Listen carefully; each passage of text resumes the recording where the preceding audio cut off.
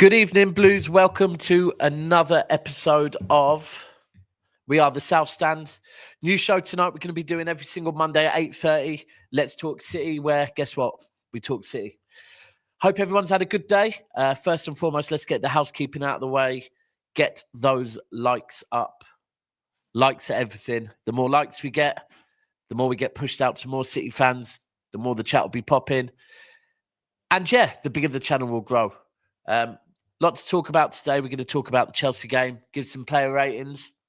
We're going to talk about the big week we have ahead, Club Bruges in a must-win game, and of course we also have Arsenal in 6 days' time, which we'll talk about why that's such a big game. I do think that's a massive game for us. Got two guests with us. Going to bring the first in straight away. In fact, before I bring him in, let me go through the comments quickly. Let's see who we've got in the house. Yes, Herbal. What you saying, bro? Hope you're good. Sumo Dog, one of the mods. Evening all. Remember to like and subscribe. Absolutely. Hold tight, Kathy. Do you know what, Kathy? I noticed this. It's a new dawn. It's a new day. It's a new life for me, and I'm feeling good. I put that on a post the other day. It does feel like a new dawn, new day, new life for us. We'll see. We'll see. Let's see if we can string together this time. Let's try and get a run of 4 games on the bounce. Yeah, wins. Now, with the games we've got, it's not an easy task, but let's see if we can do that. Hold tight, Dash, another one of our mods. Yes, everyone, smash up that like and subscribe. Please do. Benno in the house. Harry in the house. Hold tight, Lee. Saying evening to everyone. And hold tight, Jess, as well, watching. And Riku.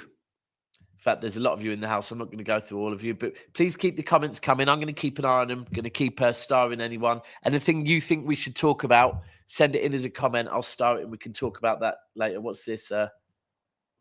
How much more watch hours do you need to send super chats? Actually, that's a good thing. So we have officially now to become a monetized channel, you need 1,000 subscribers. Well, we've hit that. We're on close to 2,300 subscribers now. And then you need 3,000 watch time hours in a year to be able to do super chats and memberships. We're now on 4K and we need 4K for adverts. So we have hit everything, but it usually takes YouTube about a week or so to set all of that up. So watch this space. Membership will be coming. We want to make sure we put together a good package for you on that. And just keep watching those spaces. And most importantly, please keep smashing that like button and subscribing to the channel. The support has been overwhelming. We greatly appreciate it, both myself, Steve, and everyone else involved in the channel. Right, now, is he here? Patrick, if you give me it. Yes, he is. I can see he's getting here now. So, going to bring in, firstly, one of my good friends. We've been streaming for a while, more so on Never a Foul. Often defending City. Do you know what? In fact, he's been on Never a Foul panels having to defend City when I have not been available. All the way from over in Ireland. Patrick. I'm good, man. I'm good, man. How are you doing yourself? I'm good. I've just got in from picking up my daughter from gymnastics.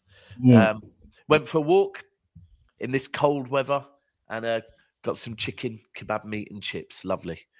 That's good, man. That's good. Yeah, the storm is bad in Ireland in certain areas that don't have electricity and water, but luckily the electricity came back for us, so we're all good. Yeah, do you know I was actually, when I was over in Paris, there was some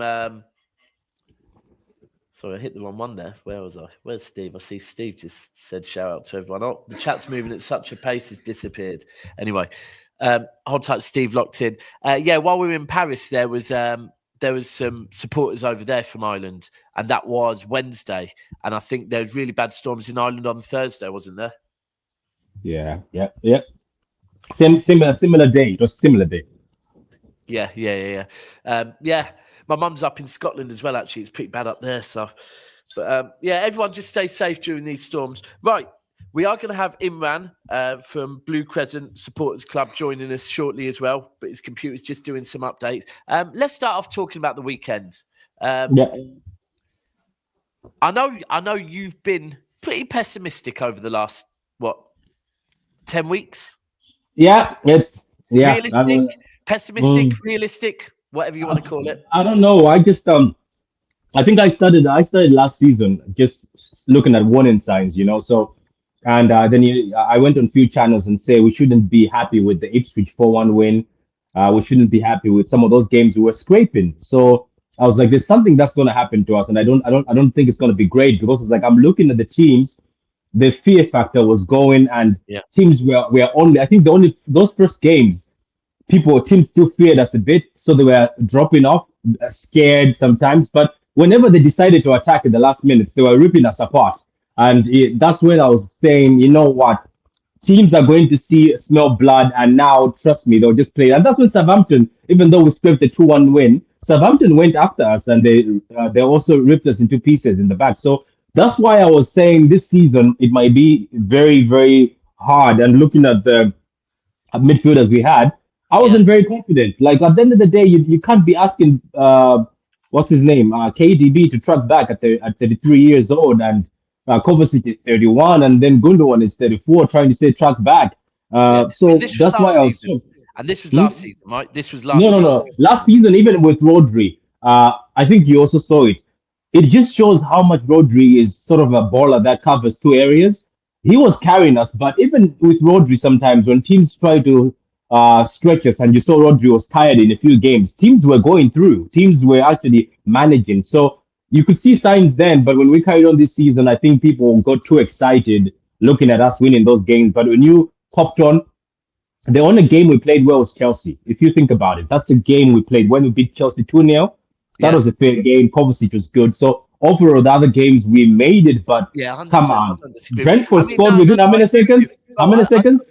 I don't How many disagree with you. seconds? I don't Do you disagree with remember? you. Do you Brentford, remember that? How many? The even the seconds Fulham that game. Brentford scored. Do you No, remember even, the seconds? Yeah. yeah, even the Fulham game as well. The Fulham game. Mm. Look, I agree with you. I agree with you.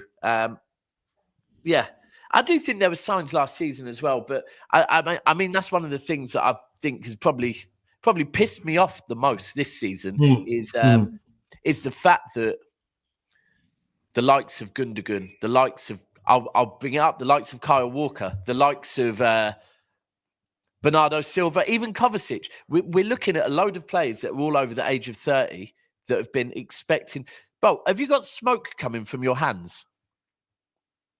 Right, a brew. You've got a brew. That is hot. That is hot. I can see the smoke from here. I'm thinking, hold on, what's he doing here? No, no, no. I know. I was also looking at it. I was like, my God, that's smoking hot. That is, It it is was. hot. It was. In fact, before we move on, got our other panelist has joined us now. The man himself, Imran from Blue Crescent TV, and the man that I was trying to work this out, right? We've done the Bernabeu twice together. We've done the Champions League final together. Did the Super Cup final together. Yeah. And now we've done Paris together as well. Mhm. And I don't know if Yeah. you've seen the picture. You know the picture that City put on their website. Yeah, did you see us? We were all on there, weren't we? Mate, and I did Where's Wally with Cass and Soups. I was like, yeah, where's Wally? See if you can find me. I said, I'll give you a hint. I've got something quite bizarre for a football game in my hands. The popcorn. Oh yeah. This big blue thing of popcorn. But no, we've been, and of course, you also put up with me chewing your ear off on the way to games sometimes as well. So, but It's good, man. yeah, It's always a pleasure, man, listening to and talking about City. Man. it's not always a It's pleasure. Listen, ask Steve. It's not always a pleasure listening to me. So, Well, and Zoltar was on there. Yes, Steve Zoltar. Yeah, not if you're talking about Crystal Palace and their tactics. Well, hold on. With What Roy. was it? We had a new one, and I don't think Steve spoke on this. Roy Hodgson was a Bernabeu against PSG. It was the Chuckle Brothers, and whether they're from Rotherham or not. Can you? Steve was going fucking hell. Now he's talking. Last year it was Roy Hodgson and Crystal Palace tactics. This time I was having an argument with one of your mates about whether the Chuckle Brothers were from Rotherham or not, and they are from Rotherham. Yeah. Anyway, what we were just talking about there is kind of the warning signs. We're just saying Patrick's probably been quite whether you say pessimistic or realistic, I actually think it's more realistic this season with kind of the age of the players and seeing warning signs at the start of the season. I think the warning signs were there for all of us, weren't they? Yeah, I think they were right from the start, to be honest. We sort of went on that unbeaten streak at the start, didn't we, for like, was it 12 odd games or something like that? And never did we think throughout those games that we were at our best. We were way away from that, weren't we? And it was just like, if we keep continuing like this, we're going to start dropping points. Yeah. And obviously, it sort of caught up, but I think it was a mixture of things. Look, we can't put it down to Rodri Snowball because Rodri wasn't playing the first few games either. Yeah. So we can't put it down to that only. However, I think a big miss was Kovacic getting injured for like a month, which was quite key. And obviously then we had all the defensive issues at the same time as well. Yeah. And don't forget, Pep's said this a few times, he's going to remember those players that played through these injuries and, made themselves available throughout those games. It just tells you that a lot of these players were injured, weren't fully there, and they still played. Just because we have to obviously mention our bench, and we had a lot of kids on the bench and players from the youth team. And the reality is these youth team players, they're not really there yet. They're still way away from playing for the first team. And the ones that were good enough, we sort of made some money on them and moved them on. So it's do you know what? I think for me, it was, I've described it as the perfect storm. And I think that is it. I think Beyond Belief summed it up here. Put it down to fatigue of winning too much. There is some validity. Is that right? Validity. There is some validity in this. Thank you. Because if we talk about, we've seen it with Liverpool, that Liverpool after the season they won the league, it was then very quickly, they're tired. And it was fine. Everything was like, oh, no, do you know what? Whereas we've been going for the league, the Champions League, the FA Cup and the Carabao Cup for 8-9 years repeatedly. Yeah. And during that period, we've had the COVID season where, remember, we played in the Champions League a lot later than when the league finished. We've had international breaks where, we've had World Cups, we've had Euros where players have gone off. And we're always one of the first back because we're winning so much. We're always the first back for the Charity Shield. And I do think it has caught up with this season, along with the age of the squad. And then, of course, the injuries. I think that is the key. Everyone will talk about the Rodri injury, but the truth is, we started the season without Rodri. We're winning all our games. After the Arsenal game, when I think Rodri's only played a game and a half for us this season. After the Arsenal game, we went on a 7-game unbeaten run where we won 6 and drew 1. That was without Rodri, right? Mm-hmm. It was then when all of a sudden Kovacic wasn't available, Diaz wasn't available, Stones at times wasn't available, Ake at times wasn't available, Akanji at times wasn't available. The only ever present in our team, really and truly, has been Vardiel. He's the only one that has not been injured yet. Touch wood. So but and just to add to that, on top of the injuries, we it's a coincidence that some of these players then stopped performing. Like so some of our most consistent players. Yeah. They were just, they just were on bad form. Bernardo, he's been shocking. Gundo and since he'd come back, he's just not got back in the rhythm of playing in the Premier League. Don't forget, he's at his age. He left the Premier League. He went to La Liga. La Liga, where the game is a little bit slower, a little bit different, less physical. And obviously he's gone out there. He's returned back a year later, so he's already got used to that pace. He's come back a year later. He's older, and for any player to leave a league and come back and up their performances again at that age, it's tough. Yeah. And obviously he's done that. And then along with that, we've got these quick wingers now, which I thought were going to be key this season. I just thought Pep is going to completely switch the way we play now, and we're just going to play quick, rapid counter football with these with Doku and Savinho. But then it just seems like Doku just every other game gets injured. Sabinho, he just wasn't ready, and it's taken him a while to like sort of. We've got actually, and he's looked better on the left. And let's be real, our best player in pre-season was Oscar Bob. Yeah. By a mile. I was saying last season on some of the lives I was on, and I just said, look, I think Oscar Bob's ceiling is higher than Cole Palmer's, and people are like, oh, you're just bitter about this whole Cole Palmer situation. But seriously, I honestly thought so last season. But then he just didn't get the game time, and then I saw him in pre-season. I thought, this is it, man. This guy's gonna cook this season. Yeah. And then do you know what it is? For me, the thing with Oscar Bob is he's something different. We've seen Oscar Bob is very good in front of goal. Yeah, extremely good in front of goal. I think that's something different. Whereas with Savio and with Doku, they're great at beating plays and getting to the touchline. They're not as clinical in front of goal as Bob, and I think Bob is really clinical in front of goal. But yeah, and did you watch him? Let me just add something on Bob. Did you watch?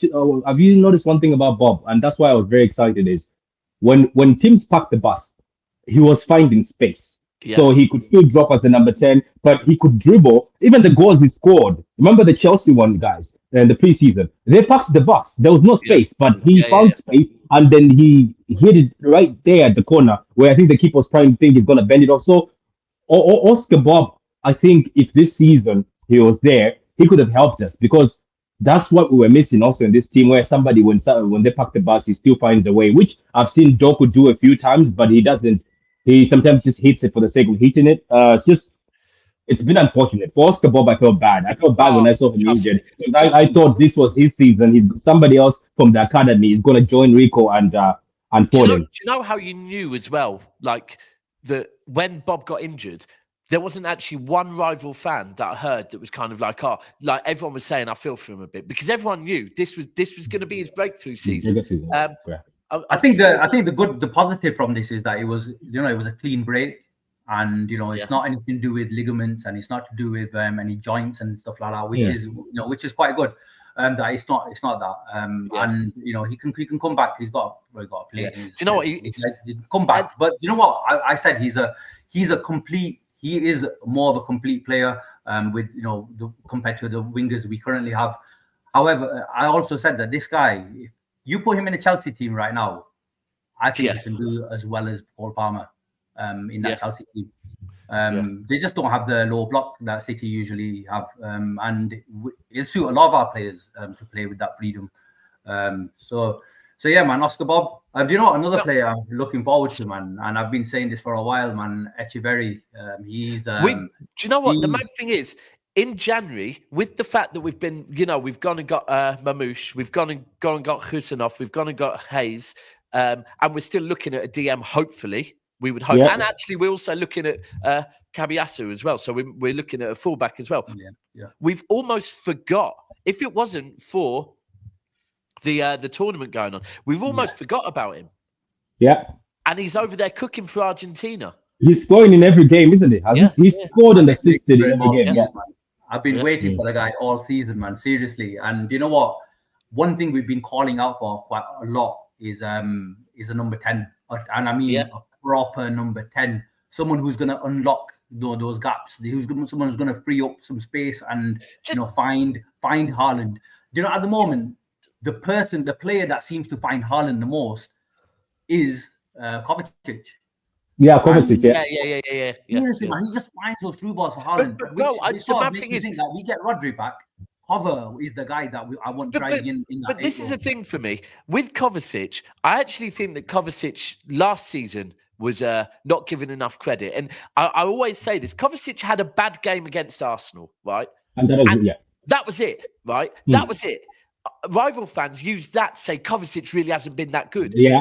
But at the back end of the season, when Rodri was getting tired, Kovacic came in. Was Rodri's legs, right? He was Rodri's legs. So I think Kovacic, and again, before Kovacic got injured, which was probably about 6-7 games after Haaland got injured, Kovacic was possibly, along with Vardiol, City's best player at the start of this season. Yeah, he was. Yeah. So I think Kovacic is really, really underrated.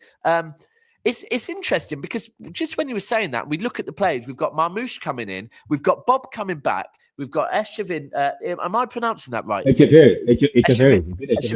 We've got all of those. Do you know what it's a bit like? Remember the season when Jesus arrived in January? Yeah. And then all of a sudden, it was Jesus, Sane, Sterling. Because I don't know if you lot can remember, but when Sane first arrived at City, for the first 4 months up until January, he didn't really play because he was homesick. Right? It was poor. Yeah, and then all of a sudden, Jesus arrived and it went Jesus, Sane, Sterling, and we were cooking. And I don't know, there's a bit of this. We're getting some positive news at the same time. They all might be coming in at the perfect time to give us a massive lift.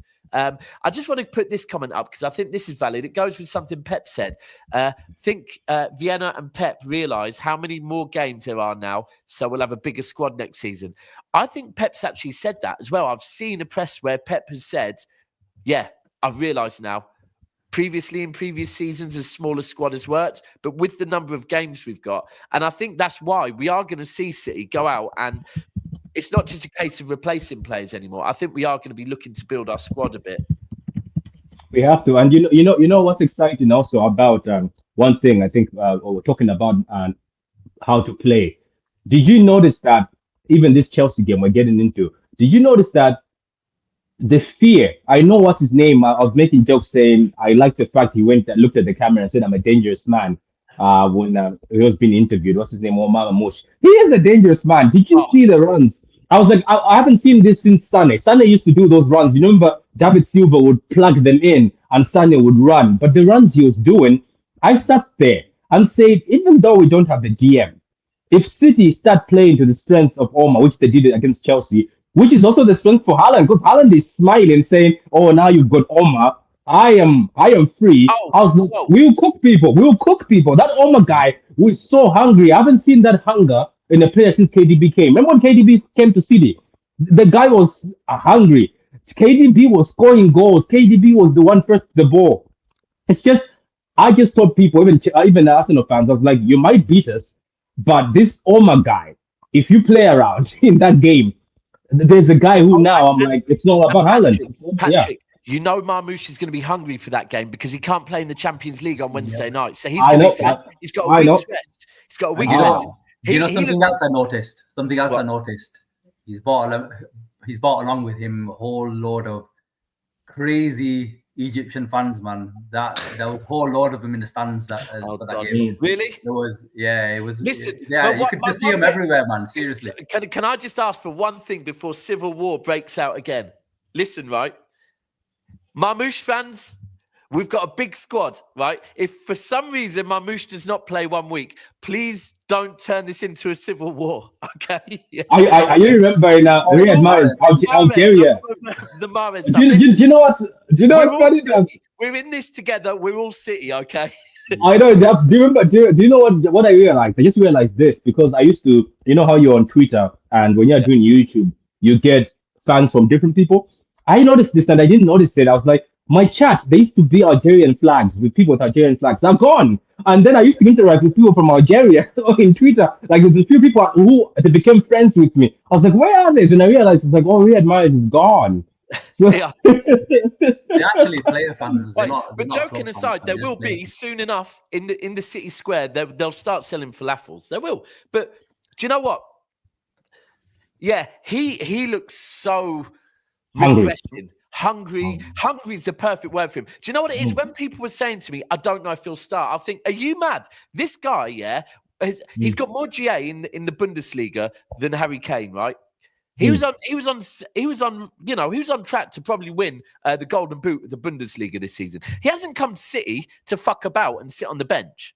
He hasn't, right? No. And it was just so, and you could see, I've watched at times Haaland. Me and Steve really paid attention to Haaland's body language. Bratislava away. I think we had Doku and Savio on. Yeah. And you could see every time either of them got the ball, Haaland's body language was a bit like, I ain't getting the ball. What's the point of me making a run, right?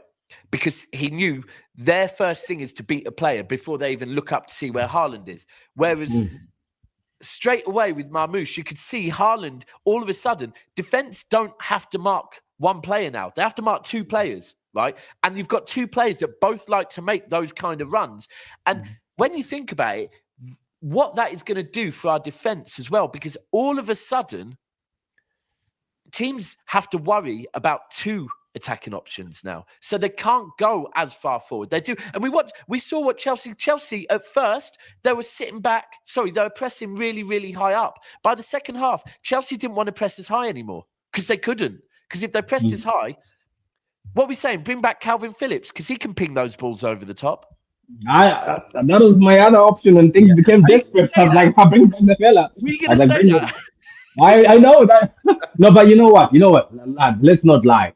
This season, I was even telling people, obviously some people already hate him. I was like, this season, even Phillips could have helped us in some of those games we lost where we were 2-3-0 up. That I got you mean. I was like, because he's a defensive midfielder, regardless his flaws, he could have helped us just keep a bit of legs in that midfield. Because we got done by legs. But man, I'm telling you, I like the way the players were pinging passes over the top, and it was always Haaland and Marmoush. And there's a time when he crossed it for Foden or somebody, but they were too short to head it. But the cross was amazing. And what I saw was like, this is what we're missing. We're just missing somebody like him. And I think having someone like him and Savinho's watching him or Doku's watching him, I think they will perform also. Because let's not forget, Doku and Savinho came to this squad, right?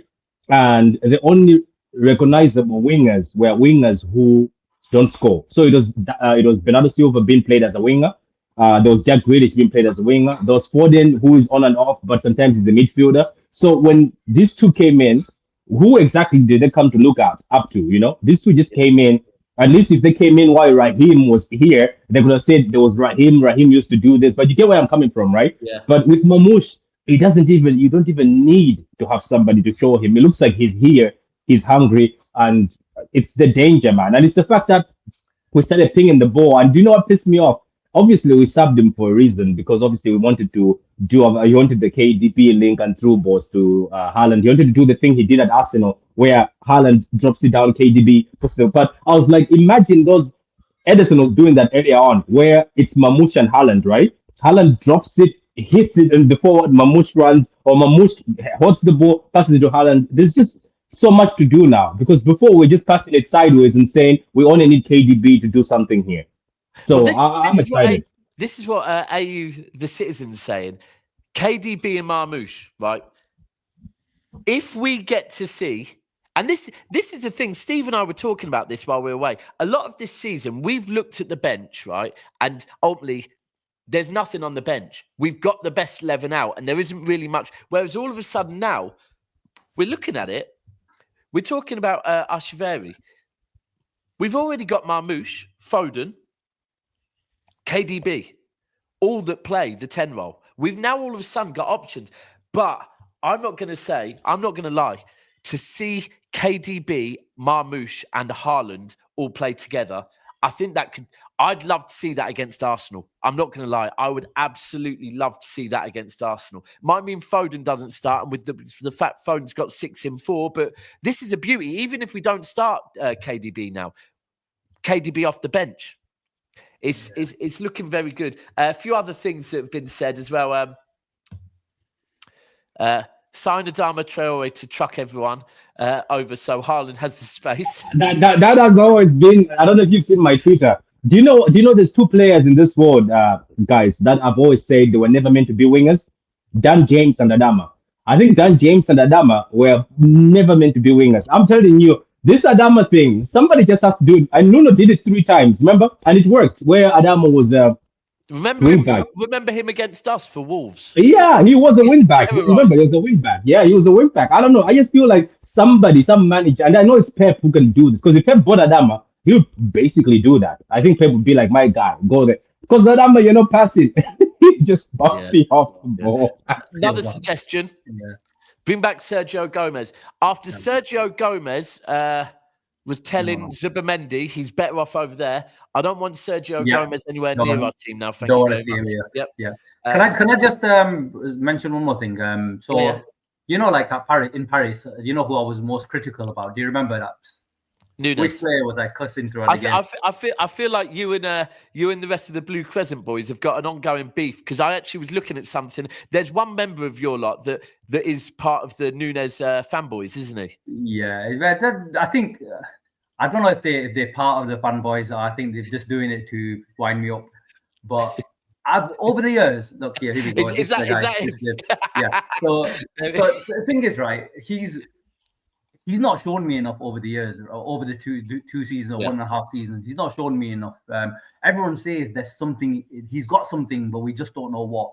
Well, if we're still saying this at this point, then we got some issues, and the guy's not good enough. But I have to say seriously, on a defensive note, he seems to be doing the job. He seems to be getting understanding it, and he seems to be getting more solid, and this is all we want from our right back, and he's doing that. The only problem, and I still criticize him for this, is when he breaks and he's on the other side of the pitch, and he'll do the difficult stuff, like he'll take the player on, and then it's just right now get a crossing, and then he'll just completely fluff it, and it's like, but this is your your job. Yeah. Your job is the other half of the pitch, and you seem to be crap at it, and you seem to be getting a hang of the defensive duties. You know what? I think. Look, I've been critical of Nunes, but I think this is a valid point. He's not a right back, right? And he isn't a right back. He's playing in a right back role where, to be fair to him, we haven't had a centre back partnership all season. Well, certainly since Nunes has been playing right back, we're playing with no Diaz, really. I think they played the Man United game together. Diaz played in that. But I think it is a fair thing. Look, Nunes has been thrown into the team, unfortunately, when we're not at our best. So I think there's no doubt he's one of the ones that Pep was talking about when he said, we have to give a shout out to all the players that are playing out of position. Just quickly, there's nearly 200 of you in here, 197. The likes are looking pretty damn good. We're on 156 likes with nearly 195 watching. That's a very good ratio. However, I do think we could get it better. So people, if you haven't, please make sure you smash the like button, drop us a subscription. We've got shows lined up for pretty much every single day this week. Big panel show tomorrow with Nobbins, Martin, and myself, Steve, and Tone, Blue Tone. We're also later in the week going to have some very big previews of the Arsenal game. We're going to have Turkish on. We're going to have Dan Potts on. We're going to have Troops on. I think we're going to skip Robbie because, a few people. Steve mentioned getting Robbie on, but Robbie's recently made an appearance with Goldbridge that's ruffled a few feathers. For me, for one, he was talking about how much money City has spent this transfer window. That's what happens. Bitter, man. That's it. That's what happens. That's what happens. We spend a bit of money. We're taking so much off him. That's what it is, and obviously, let's talk about the last enjoyment. If we talk about the last 4 or 5 transfer windows and how much Arsenal, in fact, probably the last 8 transfer windows and how much Arsenal has spent in comparison to City. But you know what? We spend money once when we're earning this much money, and all of a sudden we're boiling piss again. So it's good to see. Lee Judges is not a bad one. I wouldn't mind getting Lee Judges on. There was just one other thing I started. I see also the news that we've signed McFarlane today, left back from New York City FC. Does anyone know kind of what the plan is with him? Is he going to be coming in and spending time around the first? As soon as I saw the jersey as the number 5, I knew that this is EDS or somewhere else, because jersey number 5 is Johnstone. So when I saw the jersey and he kept going with his name on number 5, I was like, he's not staying. But watching him, what's funny about some of these signings? We've done this before. Harrison, who we also got from New York. I thought Harrison was not that bad. Jack Harrison, if you remember, I was like, he's not that bad. It's just this guy, if you have watched him, he was actually good at New York. I don't know why we steal them when they just turn 18 and we take them away. I don't know if there's a reason that we look somebody was looking at him, but I don't mind him. I was watching him some of the games, and obviously I went and did the whole thing. He looks like he's very good defensively, but that's obviously America, and this is England, and we can see that in England when you come here. But it's just, I am surprised every time we take people from the New York team. It's like, leave the New York team, let them enjoy. We always take them as soon as they get 18. Let them enjoy, let them get somewhere. I think a lot of it sometimes is maybe it is about bringing them over here and letting them develop around the EDS team. Because look, it is a thing. You know, there's some players that have come up through our EDS team and really weren't there. I mean, a prime example would be Douglas Luiz. He wasn't really, you know, he was part of the EDS, but he didn't. I don't think did he play any games for them? Nah, I think he played a few games and then he was just being loaned. Yeah, he was just being loaned. Yeah, it's just being around the academy and being around the coaches that we have in the EDS team. It helps to take, you know, they're taking players from the City group and they're seeing, you know what, let's see what they're really about. Some of them will make it, some of them won't. I mean, Kai, you know, we're all hopeful of that one. Don't know what's going on. Him, I cry to the date of the day. I think it was. I don't know. Anyway, go ahead. Yeah, no, look, this is the thing. It's twofold thing, isn't it? So you bring the player in, you develop them, and you know, you hope that they know that there's something clicks where they're good enough to play for our starting 11 or get in and around that team. But if it doesn't, we've still improved them and let's make some money off them and move them on. You know, that's a great model, and let's continue with that. It is a great model, and it's a model that recently, especially this season, with the form that we've been in, rival fans have really tried to throw shade on how many players we've let go, right? Yeah. And let's just talk on it really quickly, because there's one team that they went and look, Joe Shields, he left City, he went to Southampton. He took a few of our players down to Southampton, left Southampton, he went to Chelsea. And Maresca has now gone there. They've got Tosin, they've got Palmer, they've got Sancho, they've got Lavia. I think they may well end up with Delap. I wouldn't be surprised if they end up going in for Trafford and Harwood Bellis, right? Just because they seem to be trying to rebuild. But do you know what? For all the talk of everyone about how it's really bad that we've been doing this and we should have kept hold of them, if we really look at it, this is a Chelsea team with a number of them in. We've beat them home and away this season, right? Cole Palmer hasn't really showed up in either of the games. Lavia, I'm sorry, but I think Lavia's probably played 5 full games for Chelsea in 2 years, right? There's a reason why. And we all know how good Lavia is, right? We all know how good he is. He's a bit like Reece James for Chelsea. Comes in, plays 1 game, you can see how good he is. But in hindsight, we probably got rid of him for the right reason. Sancho, again. Sancho, he looked good at Dortmund, but apart from that, so actually, if you look at the money we're getting for some of these players and overall where they are and what they're doing, I really don't think we're doing anything wrong at all. I just think there's one player who obviously there's a few I have cried for and said why, but I understand where you're coming from. But there's one guy who I still thought, even with the Alvarez issue, and people were saying, "Oh, Alvarez is better than him." I was like, I don't think he's that far off, and I'm so happy he's showing that.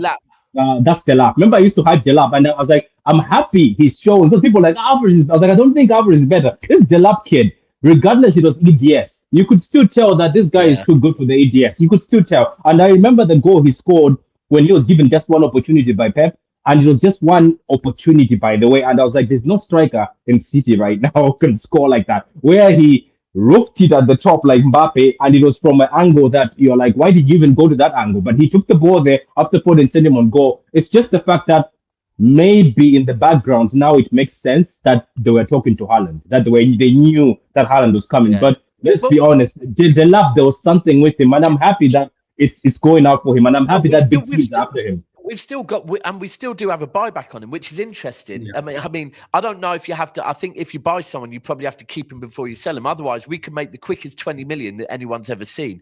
But isn't our buyback like 30? Is it 30 or 20? I think it's 40, I thought it was 40, but if it's 30, even better, because it's 30. I think it's 30. If it's 30, then in the summer, someone's going to end up paying probably 60, 70 million for him. 60 million. But one thing I would say on Delap, because I was a bit critical of him, right? When I remember Delap came on for us when we lost at home 5-2 to Leicester. And he came on, and it was a bit harsh because we were playing really badly that day, hence we won 5-2. And he got thrown on, kind of. Now, in hindsight, when I go back and look at it, the kid was 16 years old at the time, right? 16 years old and thrown on when you're 5-2 down against Leicester.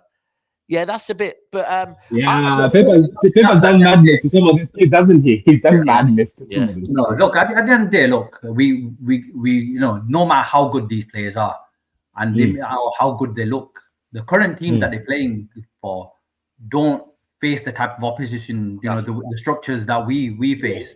Now, do you think Delap would shine in a team where where some of these teams have really defended against us? Do you think he'd be able to maneuver through these defenses? I think.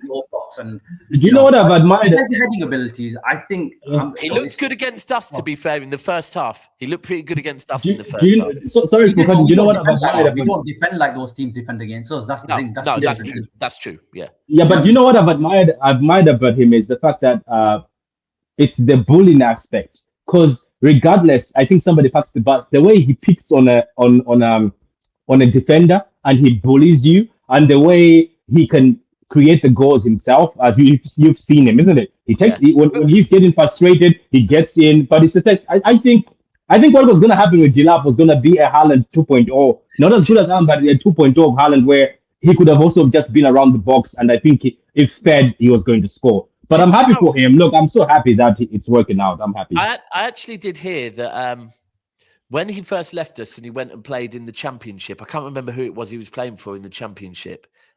Wasn't he as what's the other team? Before Ipswich, someone in the chat will know. Someone in the chat will know. But was it Blackburn? Was it Blackburn? Was it Blackburn? No, it wasn't Blackburn. Was it? No, I don't think. I can't. But what got told was that when he first left us and was playing in the Championship. Hull. Was it Hull City. I think he might. Do you know what? Stoke. I think he might have been at both. He went to Stoke and he went to Hull City. Yeah. But ultimately, in the Championship, he was trying to be very technical, right? And when he's got to Ipswich, what they've said, they think someone at Ipswich has said to him, "Look, mate, you're a big bastard, right? It's fine to be physical. You're a 9. We get you've come through City's Academy. We get that you can be technical, but you don't have to rely on your technical game. Be a bully. Be an old school 9. Be a bully."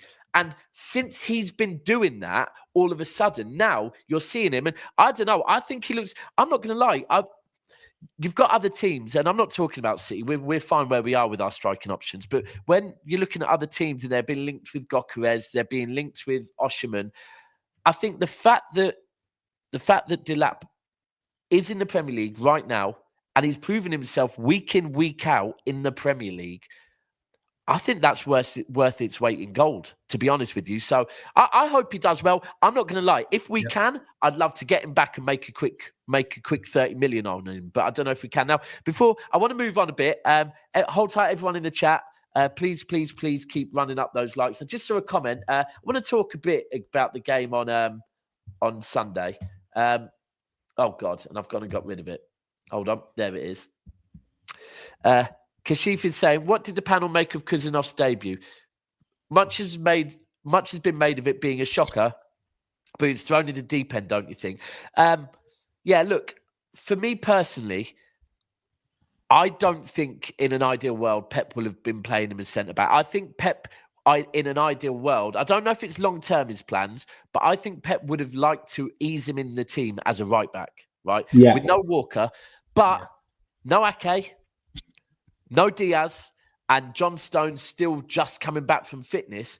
I think Pep pretty much had no choice, right? Pretty much it was hit, and so he threw him in there. Now, and just to add to the John Stones situation as well, before we move on, is that John Stones, you weren't going to risk him because for the Champions League, Khusanov can't play in the Champions League. Pep said that. We know how easily Stones gets injured, so now, we sort of needed him for that Champions League game. Yeah. Now, I understand. I think the biggest mistake he made, the flight of the ball, his footing was wrong, the jump was wrong. The one thing I would say is, in his defence, is he's kind of had to turn and try and deal with the ball as quickly as possible.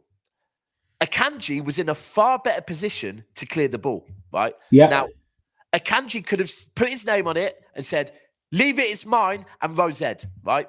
And it's done, right? Khusanov had his back to the player, and yes, he's fluffed it up that. And then, of course, the yellow card, look, it is a yellow card, but again, he was in a position where if he didn't take the yellow card, it could have been a lot worse. But what we need to talk about is after that. If we talk about the 30 or so minutes he played, 35, 40 minutes he played after that, he did some great work. Yeah, he did, yeah. He did some great work. at his age, to get his head back and get back into the game, I think that's commendable. Yeah, it took him a while to get back into that. So firstly, obviously, he made the double heading errors. Shoulder, head, shoulders, knees, and toes. Yeah, it was shoulder, went it, and then but it was the fluffed header to start off with. He mistimed the header to start off with, and then he tried to recover, and then he obviously hit his shoulder onto it, and the first goal happened, and then immediately after that, the next one was that free kick, which gave him a yellow. But even after that, there was some, like, his passing it just seemed like he lost all the basics of football. And you can understand things like that can happen. But and actually, talking on his passing, if you go back to before they scored their goal, I don't know if you saw the pass through the lines that he made. He made a good pass. I know they blocked it, but it was a very good pass. It was a very good pass. He has got that ability as well. But you can see how the players just reacted to it by firstly just telling him. Edison walking over to him, and I was like, Edison, he can't speak English. He can't speak any of the other languages that you know or anyone in the team knows. Yeah. Actually, his French is worse than his English. So Akanji's come out and said that today. There's nothing that obviously anyone could have said.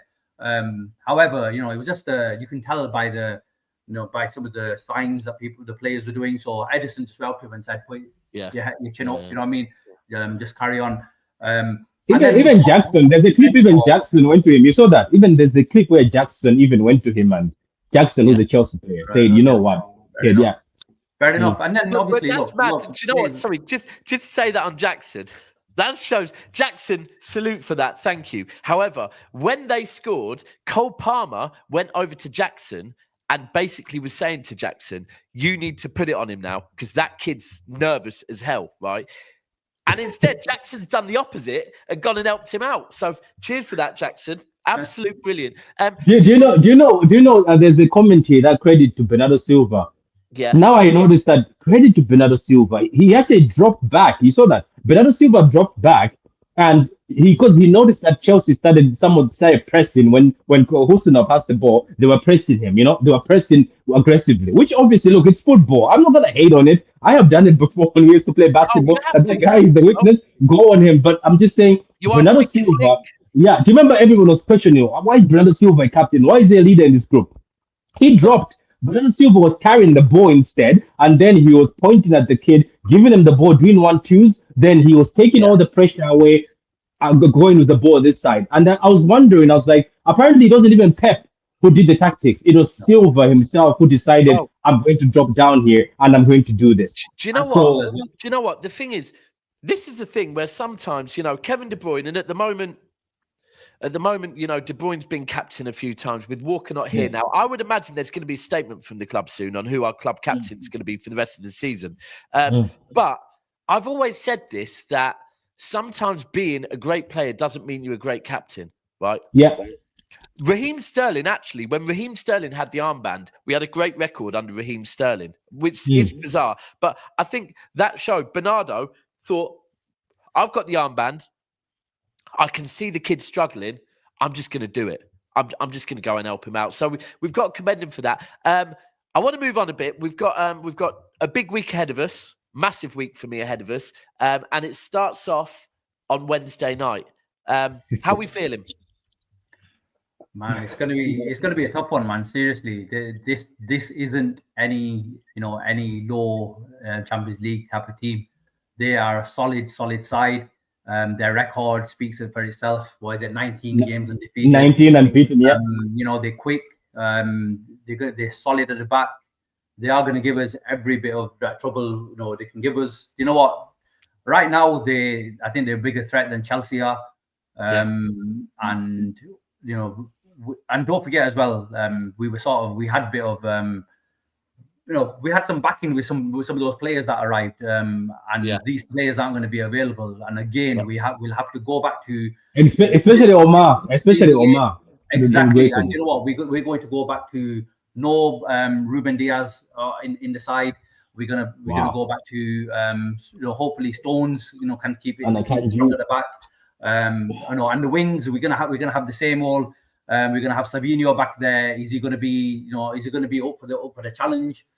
Is he gonna finish in this game? So look, it's gonna be a tough game, and do not class this as a game that we're easily gonna get through this one. This is a win. You know what? I won't be surprised if we end up drawing at some point in this game. So it's a tough one, but hopefully, I'm just hoping that like the momentum we've sort of gained from the last game, that confidence that just gives everyone, and KDB, he had a bit of time off as well, and there was a couple of players that got a bit of rest, so hopefully we're not as knackered for this game. He's going to test us to the max. I think the game on Sunday is exactly what the Etihad needed. Right. And this is the one thing I will talk, because look, we've got a tough run ahead of us. Yeah. But one of the bonuses is we've got, Arsenal is away. But after that, I think we've got quite a few home games. Liverpool at home, yeah. Liverpool at home. I think Newcastle at home. Newcastle at home. Yeah. United will be away, but that doesn't matter. No, anyway. Forest could be away, isn't it? That's the last one. Yeah. 6. But I think on Wednesday the Etihad will be rocking. I don't know I don't think it was with you in Paris that Steve and I were talking about it. I think I'm pretty certain it was when we were on the way back. We were talking about Hamburg, where we had to win to qualify. Remember for the Europa League? Yeah. And how rocking the Etihad was that night. That was when I think Elano hit the crossbar, I believe, in that game. But we didn't qualify. Mm-hmm. However, the Etihad was absolutely rocking that night. It'll be nice for it to be a game at the Etihad in the Champions League where we must win.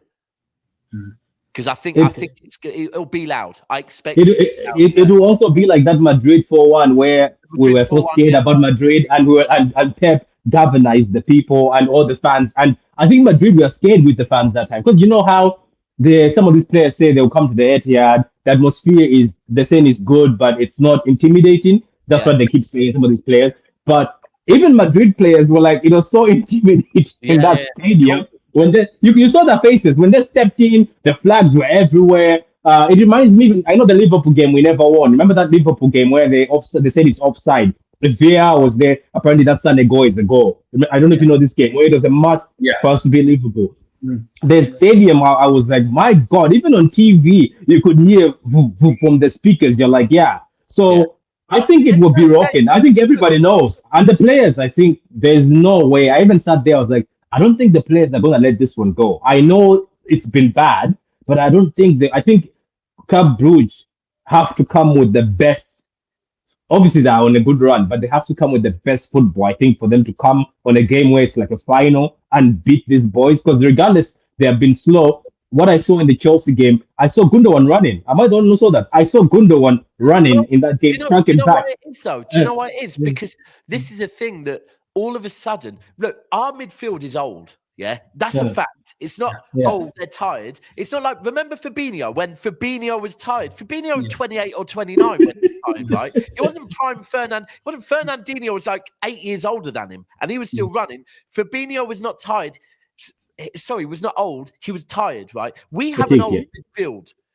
Now, we're able to rotate. The fact that De Bruyne, Gundogan, and Bernardo Silva have been having to play every single game. Whereas the last few weeks, all of a sudden, we're able to give Bernardo. Bernardo missed 2 or 3 games. PSG was on the bench. PSG was on the bench. But this is what I mean. Gundogan, De Bruyne's missed a game. So now we're starting to allow the older players to have a bit of rest. So when they do play, and this is a thing that I think has been really harsh this season, we've been way too critical on the older players, where Gundogan was never expected to play every single game this season, right? Yeah.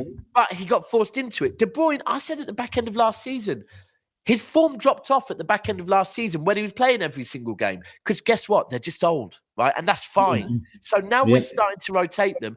I'm talking about De Bruyne. Just one thing about De Bruyne. The age he's at right now, Steven Gerrard was in MLS playing at that age. So you've got to You got to put into context. Well, you know what I mean? He's still when Lampard was his age, he left Chelsea, came to City, and was very much a bit part player off the bench, right? Coming on for 20 minutes here and there, playing in the Carabao Cup, right? But Patrick Vieira came to City even towards the age where he was not the same Patrick Vieira. So people have to understand. It's just that I was, and you know, big up to you, Dave, for pointing that out, because I was like, Gundogan is not that, like, look, he came back from the Spanish league, but come on, even in the Champions League, he was bossing it. Remember, he played against PSG and he bossed the midfield against PSG. Yeah. And I was like, there's no way, I get it that age, but there's no way he's just dropped off. But I think it's just the pace and rest. You know what I mean? If you look at the signs were there for all to see in the World Cup. If you go and look at the World Cup, Gundogan started the World Cup. Sorry, not the World Cup, the Euros. Sorry. Gundogan for Germany started the World Cup on absolute fire, right?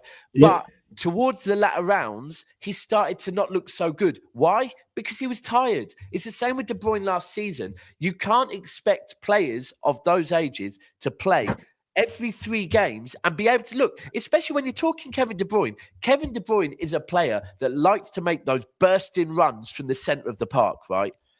He's done that recently over the recent weeks because he can. The minute you start playing him every week, just on the game midweek, I think the Etihad will be up for it.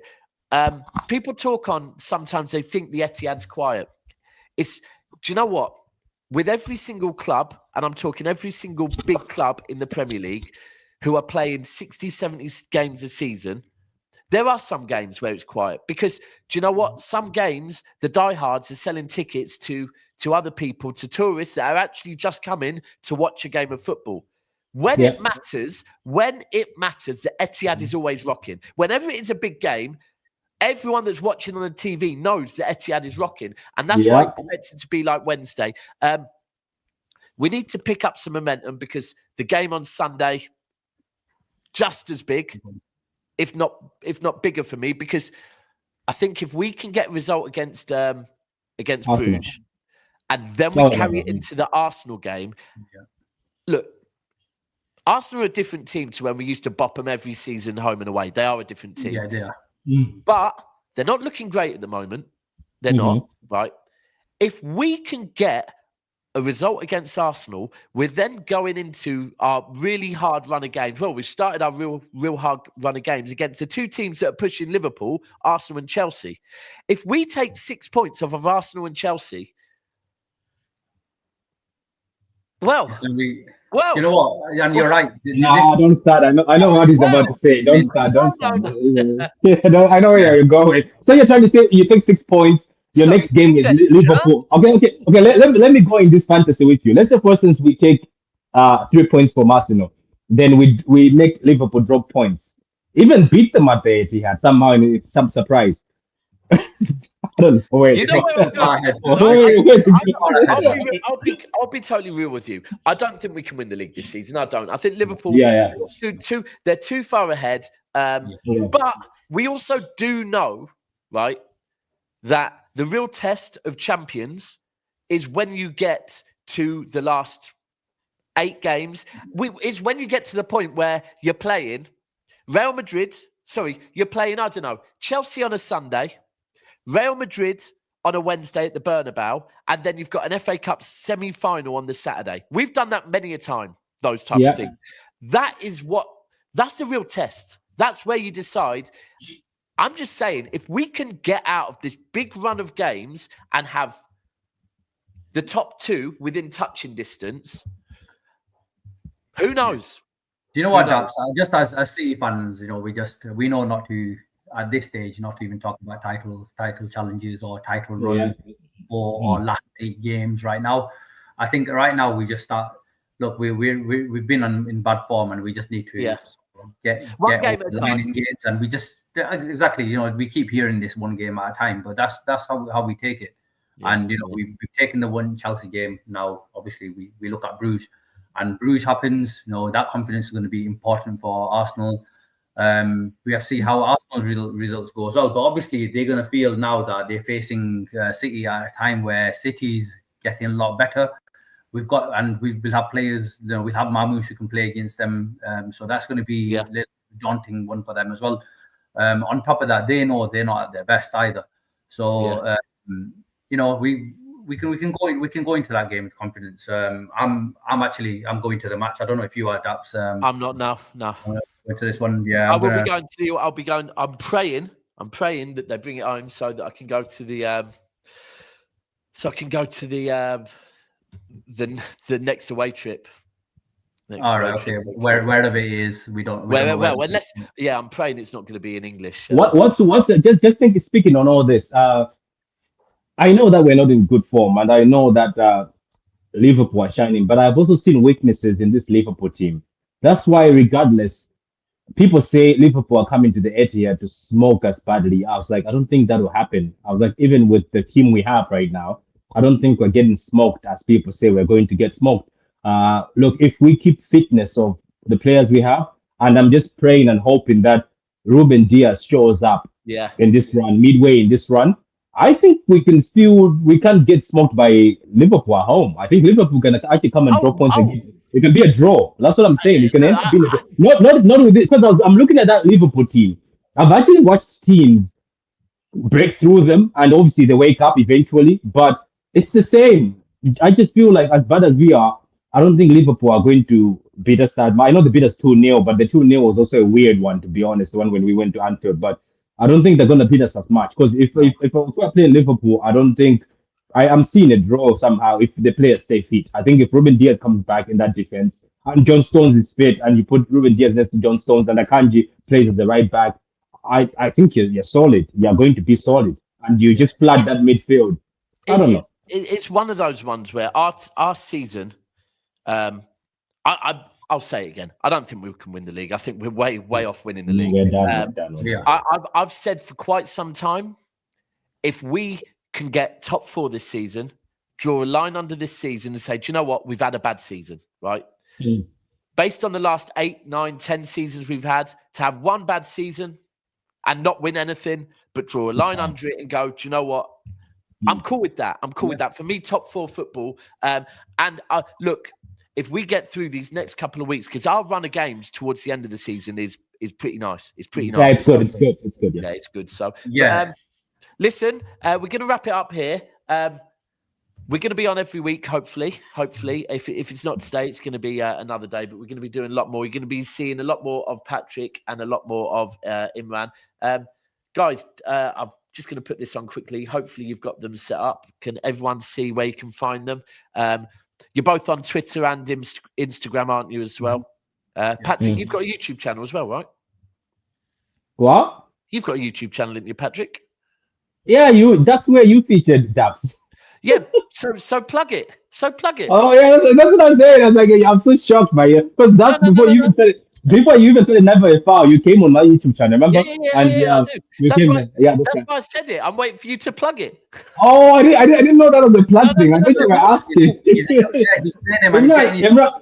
Imran, it's the way he asked it, isn't it? It's like you've got No, it's just I said both of you've got Twitter, both of you've got Instagram, but you've also got a YouTube channel, right? Oh yeah, sorry. I was wondering. I was like, how is he asking you? Yeah, I've known him for a while now. It's just True City Fan, and a lot of people keep saying True City Fan TV. It's not TV. It's just True City Fan channel, and that's it. You can find me on YouTube, and you can also find me on Twitter if you want to get triggered, because all I do on Twitter is trigger people. So. There's 2 personalities. The personality on YouTube is not my personality on Twitter, because people always think when they bring me to the channels, especially rivals, they think, oh, he's a troll on Twitter, he's going to troll for us and he's going to get us, he's going to rattle people. I don't do that. Do you know what? I actually think the best way to deal with Twitter is to be a troll. You have to. Imran, I went on Twitter as a nice. I went on Twitter as a nice person. I used to be nice. I used to big up people. That was my first week. Guess what? I was just getting roasted. I was just getting dunked on. I was like, okay, is this what we do here? Okay, let's do this. So I joined in. But anyone else, on Twitter, you need to be Hamza. That's who you need to be. Yeah. You need to be that. You can't be nice. Because you know what? Everyone else does it to us. We've got to do it back, man. Seriously. You can't be nice. We're the least trolling fan base. We are going through because we don't have to. Because we don't have to. Yeah, we don't have to, man. You know what? We're not that type of fan base where we're doing well and we'll start trolling others for not doing well. But however, you know, they're trawlers. You're gonna get it back. And do you know what? If we finish above Arsenal or Chelsea, do you know what? In fact, I'll be honest with you. After this season, any club that we finish above this season, right, we have to make sure we troll them for the rest of their lives. Because the abuse we got during that period, right? Everyone. Yeah, they were. But anyway, I even want to know who Paddy Power support, so I can troll that team. Oh, I hate them. I think they're United fans. I think they are United fans. They troll everyone. To be fair, I take it personally, man. I take it personally. No, but City they go a bit far. Paddy Power. Domino's pizza, top tier. I tell you what, whoever does the admin of those accounts are mint. But anyway, appreciate you both joining us. This is going to redirect it over to LB's channel. Of course, if not, I do know that Big Six is right now. Big Steve is over there. Do you know what? He's probably going to have a very easy show because we won. Matisse won't be having an easy show, so get over there. But appreciate all the mods for being in here. Keeping the channel going, making sure that so far the chat is brilliant. We've just got blues in there. I've seen 1 or 2 Liverpool fans pop up, but keep up the great work. Thank you to everyone for liking and subscribing to the channel. I see we're on over 200 likes now, which is brilliant for the number of viewers we've had, number of subscribers we've got. We will be back tomorrow night at 7 p.m. Until then, this is We Are the South Stand, and we're out. Peace. That's it.